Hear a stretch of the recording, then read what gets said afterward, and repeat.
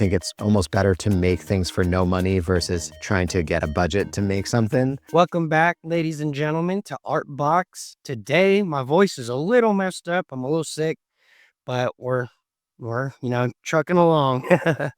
Today's guest is Kyle McCarthy, the filmmaker, mixed media artist, and musician, all-around creative. How are you doing today, bud? Yeah, I'm doing good, man. Busy week, but powering through. How about you? How you been? Like I said, I've been a little sick, but I got a few videos done, and I kind of put off work for like 2 weeks once that hit. Oh, And it really? feels good to be back into doing a couple things. I recorded some scripts last night, finished up my thrift video. Even if my voice is a little messed up, it's done. I'm moving Nice. on. Cool. Yeah. Speaking of, we recently had Bethany on, and Yeah, she had that an was awesome. awesome episode. Yeah, Yeah. it was great to hear it and listen back to it. I got to hear about like what hand she played in a lot of like directing, and Yeah, sounds like she yeah. really wants to get back into some more of that too.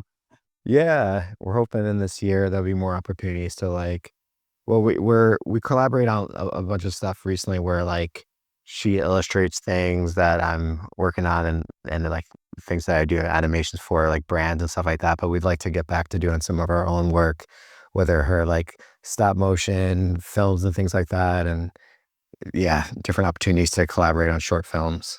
She mentioned sleeping loops when you guys did a lot of that stuff together too, music wise. Oh yeah, we had Honey Yard was the band that we did together, but then Okay. Sleeping Loops is my like solo stuff where she sang on some things of mine. But yeah, I used to make music under the name Sleeping Loops uh for a number of years. She told me But, about Betty and the Brutes too. oh Yeah. yeah, yeah, that was like an Okay, early so version of Honey Yard. Yeah, yeah. nice. Tell me about some of that. How'd you guys start that? What was the ideas for your themes, like how you wanted your music to sound? Um, did you guys play shows? Yeah, I mean, it's funny because I think with like music for me, like music and film have always been deep like passions of mine. But I got to a certain point where I had to, like, kinda pick which one I was, like, gonna devote all my attention to, and I think the last few years have been just kind of focusing on film. But yeah, music has always definitely been really important to me. Definitely, like, there's a long time where that's, like that was the dream is to, like, make it as a musician, be a touring musician and play shows and stuff like that, and, That was one of my first like legitimate dreams as like a teenager was like, I think I want to be a rock star. I yeah. think I can do it. Yeah, right, does everyone, man, but it's hard to make it in that world. It's really, challenging, so I give it up to any, musicians that do that for a living. It's hard work, but me and Bethany, we played music together when we first met each other, when we first started dating. We played as Betty and the Brutes. We only played one show, and then that was around the time we found out we were pregnant with our first son. So Betty and the Brutes was kind of put on hold until a couple of years later. Once our kids were a little bit bigger, we started doing music again as Honey Yard. That was like the new version of that. I want to get back to making music again, but it's just the finding the time. That's the biggest challenge with all these things, like finding the time for all the different creative Yeah, I've pursuits. always got my guitar and my piano out, but I haven't seemed to implement them into actual creative work at the moment. I kind of de-stress on them actually, you know. Oh yeah, It's like nice. and I know you play guitar and do a bit of singing because I seen one of your live shows where you were singing and Yeah, yeah. I don't know what other kind of roles you play in music. Um, tell me a little bit more about Sleeping Loops because that's where I saw some of the your solo stuff, you know. Yeah. So I started playing music as Sleeping Loops probably like 2008, 2009. And I record basically, a lot of music using a looper pedal was kind of my favorite thing to do is to like make like these kind of lo-fi beats, but using a looper pedal for all the layers. And recorded a bunch of different stuff throughout the years. There was a time where I was really active in it around like 2015 to 2017, I'd say, is when I was playing a lot of music and recording a lot of stuff under Sleep and Loops. I was like a part of this like music collective called Love Our Records that was based out of the UK, and it was all these really cool artists from around the world that would release music together through like on SoundCloud and things like that. And that That's was a really awesome. cool, yeah, it was a really cool experience. I collaborated a lot with this one artist named Skygaze, who's out of Spain, and like we don't, neither of us speak each other's languages, but we were able to like send each other, like I'd send him different guitar parts and my vocals, and then he would like turn it into these like really cool beats and stuff like that.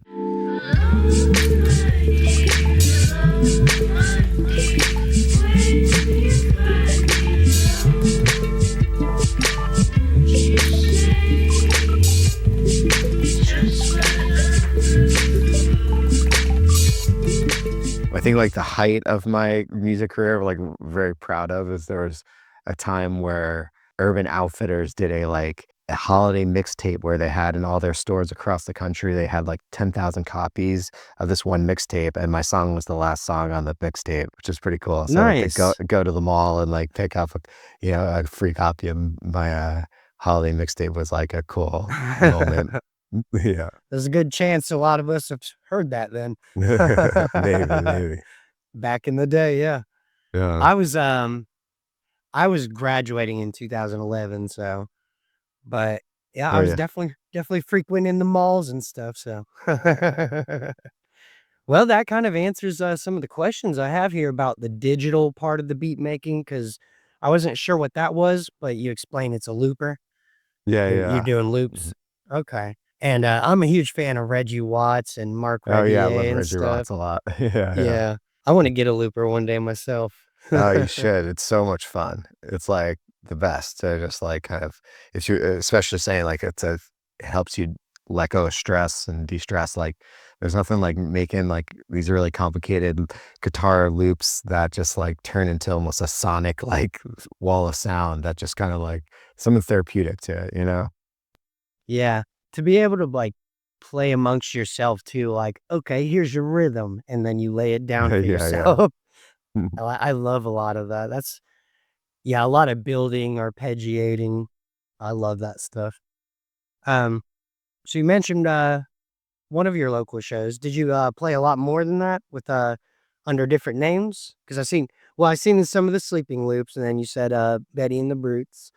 Did you Yeah. have, quite the run with local shows, or I Before Betty and the Brutes, I played in a couple of different bands where we play shows, around the tri-state area of New York. I was in a band called Reminiscent and Tempo for a couple of years, then a band called Spanish Underwater. Um, and yeah, that was we played a decent amount of shows, but never like touring at all. It was more of, New York City, Long Island, places like that. Yeah. nice. Yeah, you definitely, dived deeper into it than I did. I think I made it into a couple bands that just dissolved after a few meetings, you know? Oh, yeah. And it's like nothing ever stuck for, like, the people I was working with. I was always game, but, things happen, everybody's got life. And, I didn't choose music in the end myself either, but, uh, yeah, sounds like you have quite the musical adventures. Yeah, it's funny, like, when I first got on TikTok, I was mainly trying to just, like, promote my music and, like, make stuff f for my music, and I just found that, like, no one really was paying attention to the music I was making, but people seemed to like the mixed media animations I would make for it and would ask to, like, commission me to make stuff for that. So I kind of, like, by accident, kind of in that season where I was trying to pursue both, kind of the world kinda showed me what they're interested in, and I kind of followed that thread, and that's why, like, Kyle Makes Short Films was a secondary account that became the main account. And you're so good at both, so I get that it's probably just as, like, saturated in the music world. I kind Mhm. of listen to a lot of the, music business, like, creator stuff Yeah. because I kinda respect music as one of the hardest. Yeah, I feel yeah. like it's just Same, like, same. yeah, to get somebody to listen to even 3 minutes of, It's super somebody they hard. don't know. Yeah. So, like, I respect the music industry big time. Same, same. Um, which you're also, amazing filmmaker. I'm glad it kind of shifted into that direction because you also did you, like, double back to do, um, music videos after, like, getting into more film, or were you still doing music while you were starting film? 'Cause the music video I'm gonna refer to is "Okay All," and it's Yeah. shot really well. Oh, thanks. Yeah, that was more of like a silly video, a silly idea. Um, but yeah, when I got big into making films, like that video was back 2013, 2014. Um, yeah, I tried to make some music videos for my songs, but over time, I I haven't made a, like, traditional music video in quite a couple of years now, but I'd like to go back to making some music videos just for I've friends and seen a stuff like bunch that. of Yeah. them, and they're awesome. Yeah. Yeah, I seen where you did some for, Callie or Kaylee? Oh, Cali Coco. Yeah, yeah. Yeah. My friend G, Yeah, I didn't know how yeah. to pronounce it. Yeah, those collaborations were really cool and fun to do. We did about, like, I think 3 or 4 f yeah, 3 or 4 music videos together over the course of, like, yeah, 3 or 4 years, so It takes a lot to get those done. I've done 2 animated ones, and then I've been asked to go direct one, and, I won't say any names, but I'm kinda glad I didn't show up to that one. I drove to go meet the guy, couldn't get a hold of him, and then, like, at the location, and then I finally did get a hold of him, and he said, "Oh, we decided to go to a different location. Meet us here." So I go to that location, I still can't find him, and I just go home, and I tell him the next day, I'm like, "I couldn't find y'all, man." And he's like, "It's all good. We got into, like, guns were pulled out at a gas station and all kinds of stuff." I was like, oh, "Oh, okay." So it was that kinda shoot. yikes, No pun that's intended. crazy. Yeah.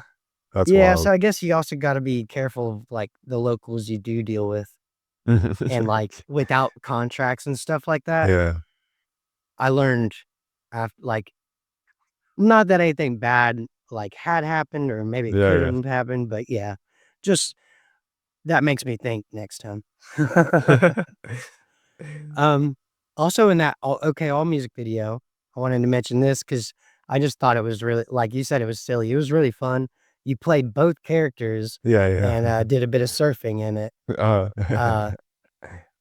Uh, how'd you come up with that idea of, like, uh, playing both characters?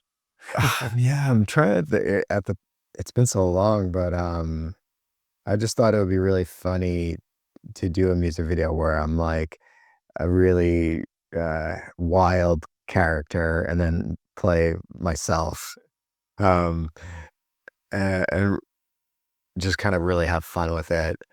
And it's funny because I look back now and I see, like, all the flaws in a video like that. I'm I could have made the shots tighter or made this or that, but, um, it's a fun video. It was fun to make Did you and have, a I can't remember some of the shots. Did you have a body double or yeah, anything in yeah. any of this? Yes. Did I thought Yeah, so so 'cause I I re got I remembered you being in the same shot a few times. I was like, yeah, "How do you do yeah. this?"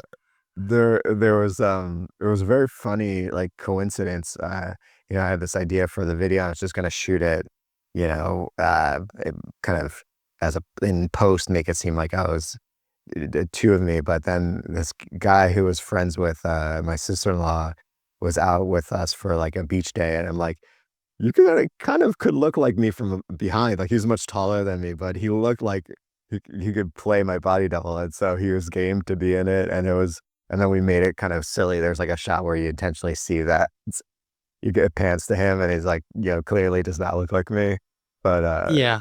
yeah, like, that was a funny experience. Nice. I'm glad I got to ask you about that. I love that music video. Um, you also had something I got to enjoy recently, 2 episodes of Under a Fortnight, No, yeah. a podcast you, did with, one of your friends. Yeah, with my friend Sean Blackburn. That was really cool. I wish that could have gone longer, but as you see in the second episode, it was right around the time my friend Sean was moving to Cambodia with his wife for 2 years. They're back now. They've been in the States for the last couple of years, and we're still super close with both of them.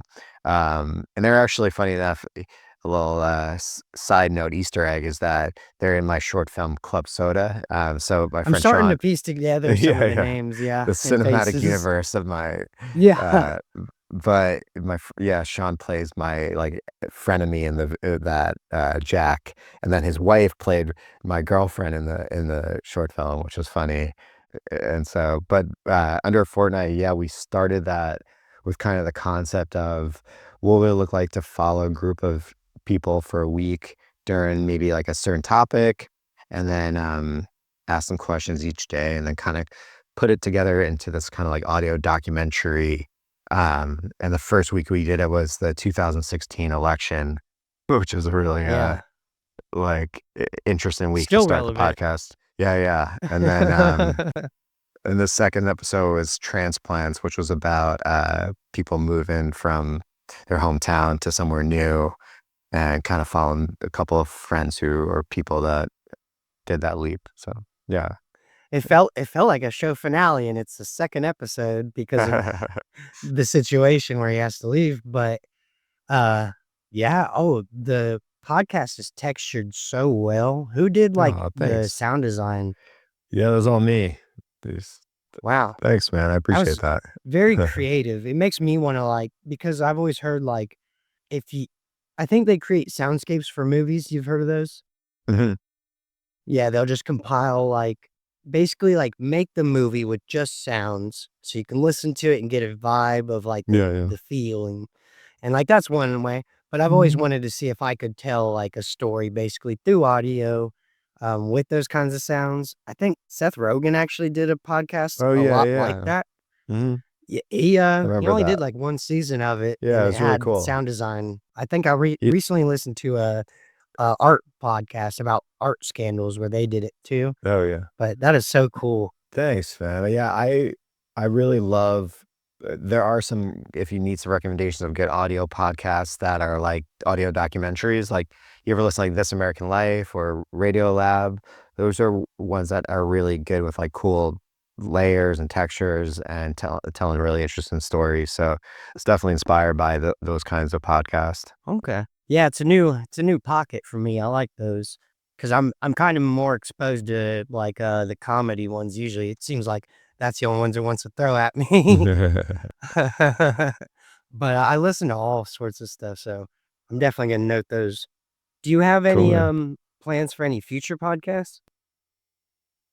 Yeah, I mean, I have this idea I keep on throwing around in my head. I don't know if maybe I'll give it a try this year, but I want to do kind of more of an interview style podcast, but with like short form, like filmmakers and creators, kind of talking about the journey of like making short videos for the internet. So Yeah, it's an interesting area because I'm fine after the past year I've been exploring a lot of short creators and then seeing them transition to, YouTube this past mhm. year as well. A lot of those creator camp folks, Yeah, yeah, I seen they're about to shoot for, they got 90 days to make a film or something right yeah, now. yeah. I've just been so lucky to meet so many like super talented creative people over the last couple of years of making videos online that kind of be fun to kind of pick people's brains about their process and stuff like that. But, I've Yeah, been meaning to start it, but it's just got so many plates spinning all at once. So I got to figure out how to add that plate. yeah, speaking of, you recently went full-time as a creator compared to, like, working Yeah, yeah. employment and creating. Mhm. How's that been going? It's been good. I mean, when I first took that leap, it was a bit scary and like overwhelming the idea of like jumping into that. But I've found that like when I create the space to like really make my best work, it leads to really cool opportunities. And so like right now is where I feel like it's really starting to kind of take off. Like I have a couple of brand partnerships that I'm working on that like with big companies and stuff like that that are gonna come out over the next couple of months, and I'm like feeling good with like the momentum building around it. Um, Nice. yeah. So it's starting to work out. It was hard transitioning from, being the mindset of like I put in all these hours of work and I get a paycheck every 2 weeks, to changing my mindset to like I have to treat all my art like I still have to put in all this time, but it's not going to necessarily equate to like no one's paying me to make my YouTube videos, but Yeah.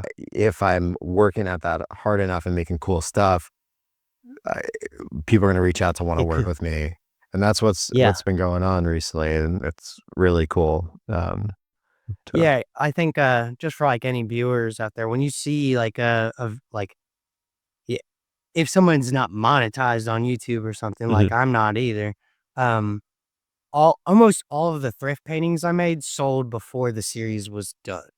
So it's Okay. like, yeah, we're I think, you're smart enough, you're old enough to realize, like, you have to live and take care of your babies and Yeah, get all yeah. that stuff done, so it's like, um, yeah, don't discredit, anyone's knowledge if they're not monetized or something on YouTube. Which that could be the goal eventually. I see a lot of your work is amazing, so I see that happening very soon for you. Uh, Thanks, man. they went ahead and verified you and everything, so, I Yeah, mean, you're worth that it. was really cool. Someone, I guess, at YouTube likes what I'm doing and has, supported me because, yeah, I got verified on there at the end of last year, which is really cool. And I had the original goal of like, I want to make 25 videos in 2025, long form videos, but I'm finding it very challenging. I think I need to reassess that and go back to the idea of like just one a month, because it just takes a lot of time to do my style, for the long form. So I put out a video in January that I'm really proud of, that kind of is punching above its weight class. It's like doing decent, and um, I want like this next one that I'm working on to be just as good. So I've taken my time, even though it was supposed to come out in January. It's That's mid-February the way it now. goes. Yeah. Yeah, if I just if I were if I had the courage to slow down, I could probably, focus on some quality that I also want there to be.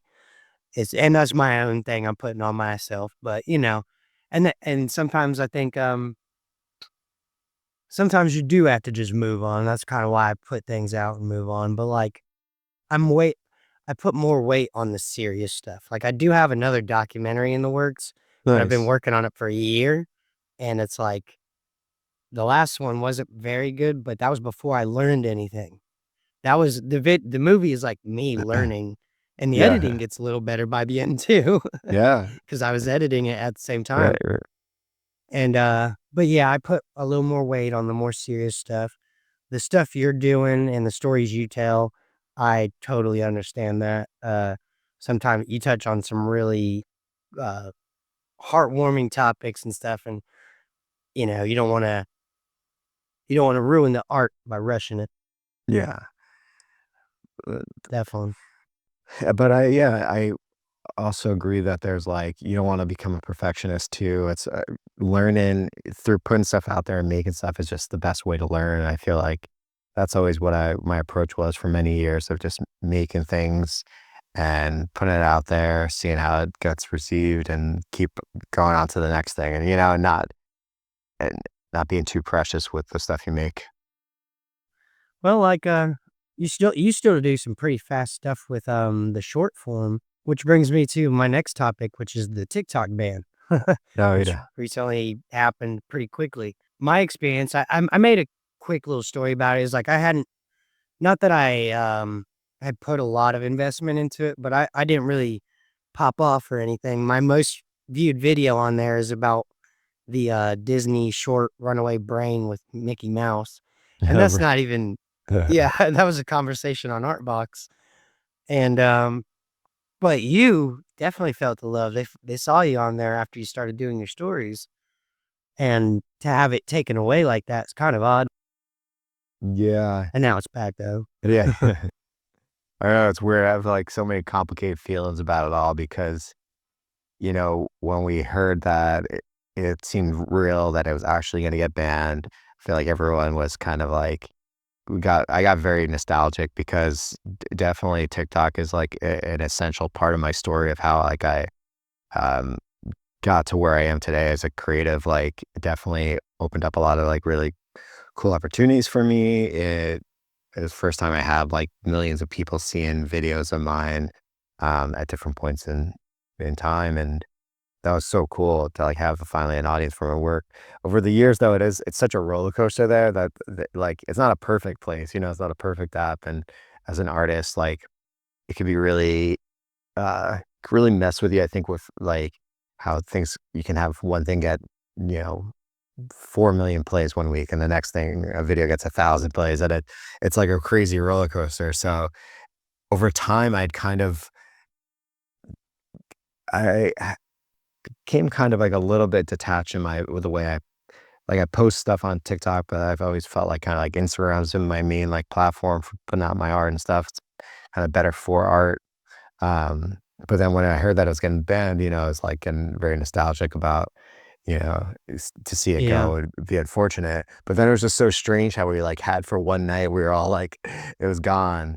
And then the next day, like not I even like woke up, it was back. 24 full hours, Yeah. it's fully back. And we're like, that's so strange. So I don't know. I don't know what the future of TikTok is, but it's odd. It's odd that this roller coaster experience. Yeah. One note about that is like people like you, man, have shown me that there's just a more realistic way to do short form than when you say TikTok to the general public. They're like, okay, dancing, Mm, uh, you know, uh, verbalizing songs or whatever, all right, the right. typical stuff that was there. But you guys have definitely shown a different way to do short form, and I love it. It's inspired a few videos I've gotten out recently. No, thanks. I'm open to do some more of those, but I'm really focused on some of the long form and that documentary I got coming, which is also going to be on the same platform you've been starting to commit to, YouTube. Nice. And we've kind of talked a little bit about that. How do you pick like your topics for your YouTube videos? Yeah, it's hard because with like a YouTube video, if I'm gonna commit to a long form video, it's like I have to have some ideas that are gonna be really worth like exploring and like I'm not gonna get bored of and want to like abandon ship, So I have like kind of a list of like several videos I want to make in this year, and then kind That's of good. That's kind of one, what I'm doing again is yeah, like a list, a kind of schedule I have. So like if I yeah, stay on track and I didn't overload it, so I can't nice. tack on new ideas. I told myself I can't add to it. I just need to knock them out. And if I complete one soon, like Mhm. sooner than planned, tackle the next one. And Yeah, if I get a nice gap at the end of the year, I might do some different stuff. yeah, nice. Yeah, I mean, Yeah, mine's kind of loose in the sense of like once I'm done with the video I'm working on currently, whichever kind of idea sounds the best to me, I'll kind of run with the next one, not like, um, because sometimes, yeah, like you fall out of love with ideas, and then sometimes you feel really passionate about it. So there's like there's a couple of ideas that just been floating around my head. I'm like, all right, I want to make a video about that. And I think I just need to, yeah, just keep focused on one a month. especially with what you do, there's a lot of editing in there, and then you have to add a lot of Bethany's animations and the footage. You got to do that too. It's very Mhm. textured. Yeah, yeah. A lot of textures going on.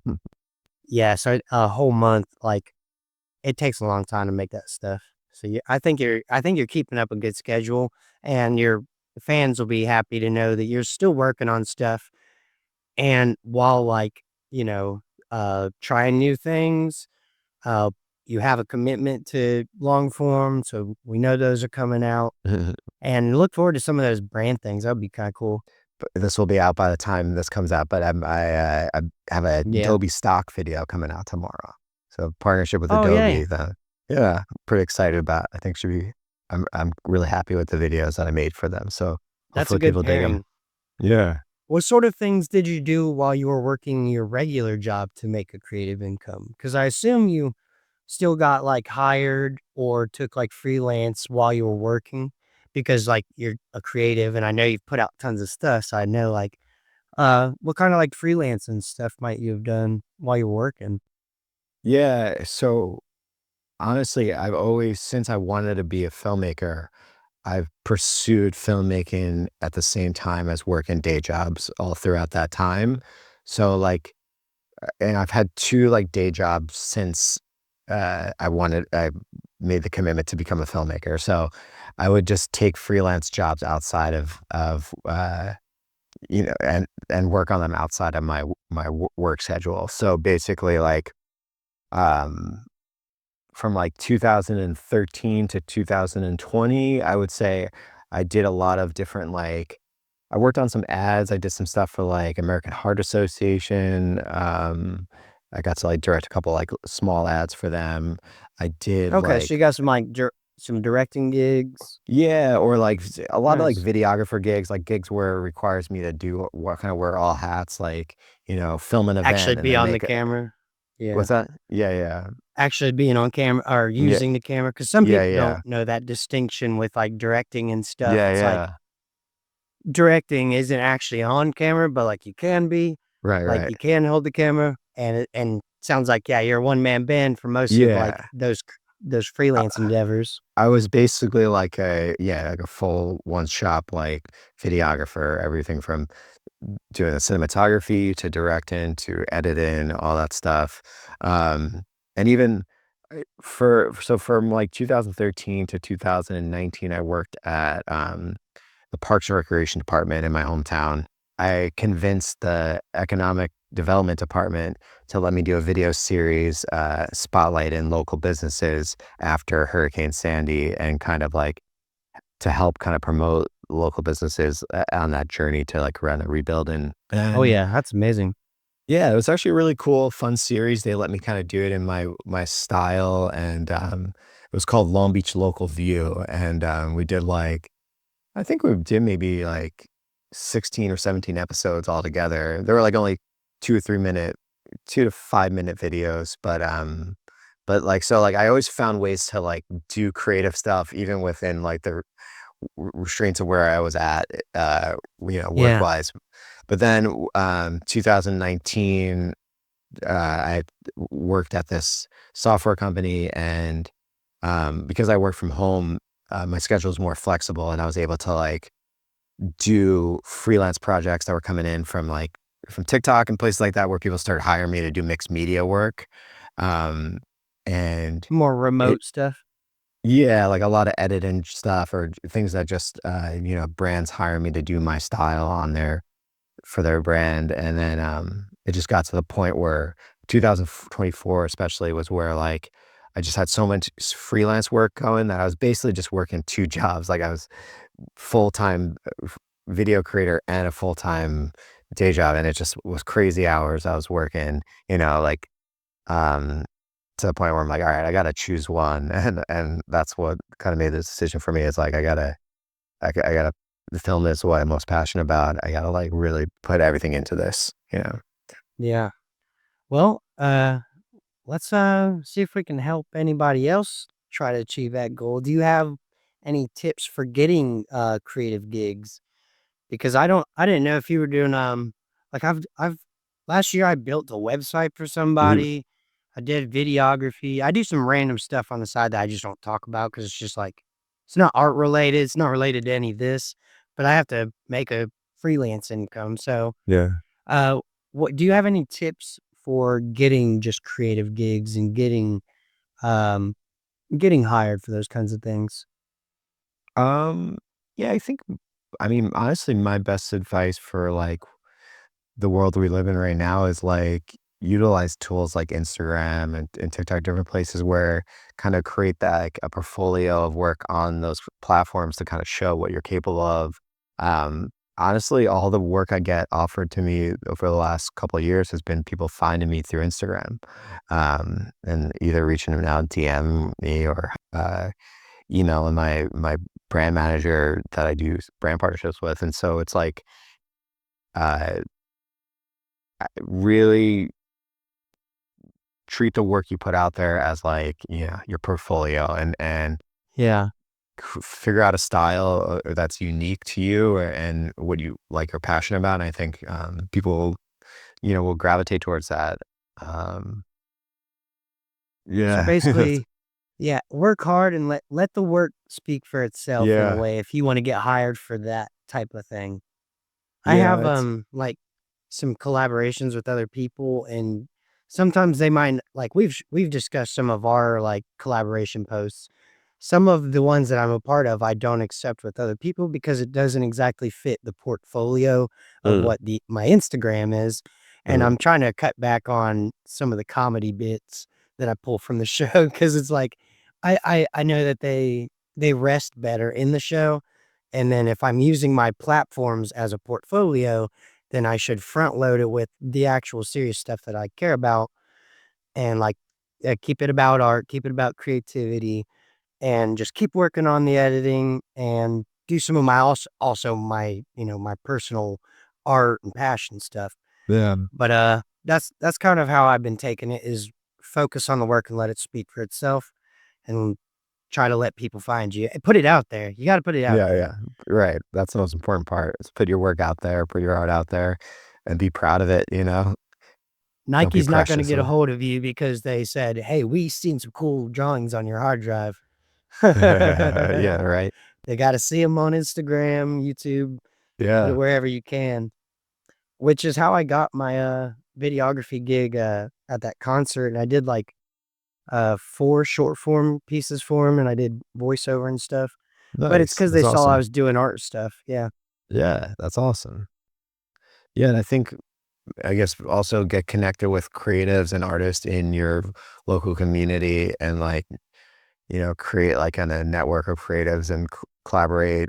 Uh, a lot of times, like, especially if someone's just starting out, like find ways to collaborate for the fun of it and then have those things as pieces to show of, what you're capable of. Like with all my like short films, I'm actually my next YouTube video is about this whole kind of thing of I think it's almost better to make things for no money versus trying to get a budget to make something when you're first starting out because it's just great practice to like make things with friends and do it for the fun of it.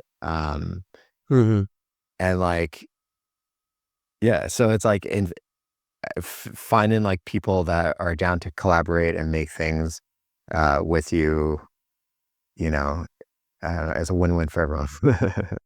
Yeah, it's and you gotta start somewhere with everything, like you said, you were doing music and video making at the same time, so you got to play around with making music videos with your own content, you got Yeah, to yeah. write a new story for the visuals, and you got to practice to where you are now, I mean, which, we're gonna talk about some of your ambitions for, coming up. I know you want to I know you do a lot of storytelling, but, um I was wanting to know your thoughts on creating fiction.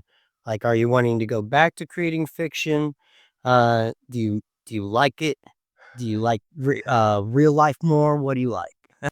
Yeah, it's funny, like, I feel like for a long time, I've been I've moved away from fiction and more towards nonfiction, short form storytelling, but I've wanted to maybe go back to making a short film again and a fictional short film. And I have this one idea I've been wanting to do. I was hoping to get a film grant to do it, but the film grant didn't work out, and so part of me is thinking like maybe I just go ahead and try to make it on my own this year, and maybe we'll see. But yeah, I think it's I have like a strange, unique idea, and I think it'd be really cool to make it happen, but I don't know. That's what I We'll was gonna see. ask. Like, you realize like I think you're gonna it ties into doing things without the budget and just getting Yeah. the creativity out there, letting the Mhm. work speak for itself. How fictional are you talking? You don't have to tell me too much, but we know this could go to just like, you playing a whole different character than Kyle or aliens. No, Yeah, no. where how fictional are we going? No, yeah, it's grounded in in more reality, but It's Okay. basically like a road trip film, Nice. all told through, like, gas stations and rest stops and, someone I trying to love get home that. after yeah. It Nice. Okay. That could be really fun. I've yeah, it's written a like some buddy comedy type stuff with my brother, and that nice. if we ever get to work on some more stuff, we got some fun ideas. But like, yeah, you can do a lot of fictional stuff and just oh man, the possibilities are endless. So I was just really curious as to where your ambitions were for at least your first one that you're talking about coming up. Are you talking about doing a short or a full length? No, short film, like, I would say probably like a 10-minute short film, 10 to 15-minute short film. Nice. Yeah. That'd be awesome. I'd love to see you on a full length too, though. One day. That's yeah, Yeah. that's a lot of work to Yeah. make a full-length film. Even the, like, 0 well, it wasn't 0 budget in the end if you actually counted the stuff that we spent, it was like a $3,000 movie, Wow, but we yeah. did that Sweet Die Hard movie, and even keeping, like and the whole thing was like a joke in general, but Yeah, it's yeah. so hard to complete when it's full length, that many people, that many wardrobes because we kept the wardrobes, we did all the props, and I think you would thrive if you were in it, but getting to there is, that's a big step. Well, man, that's about all the, subjects I had for today. Awesome, man. Um, is there anything, any projects you wanna plug? Anything coming up that you wanna talk about? No, I mean, I'm excited to, like we were talking about before, I have some long form videos I'm really excited for this year. So, yeah, keep a lookout on my YouTube for hopefully a video a month for the next, you know, the next 11 months of the year. And his Patreon. Go to his Patreon Oh, because he's yeah, putting yeah. out more, updates on there. I'm trying to do a weekly newsletter where it's basically just three simple things. Three videos that inspire me that are short form, two long form videos that inspire me, and one thing I'm working on currently. So, yeah, I'm trying to do that Gotcha. every Friday. It's kind of like just a little fun practice and yeah, connecting with people on Patreon. So that'd be awesome. It's good If people follow me exercise, there. yeah, and you have tons of valuable knowledge. Let the folks know where they can find you and what socials you want them to follow. Yeah, you can find me on Instagram at Kyle Make Short Films, same as TikTok, and then on YouTube, I'm Kyle McCarthy there. Alrighty, man. This was a good episode. Yeah, man. Stay creative, folks.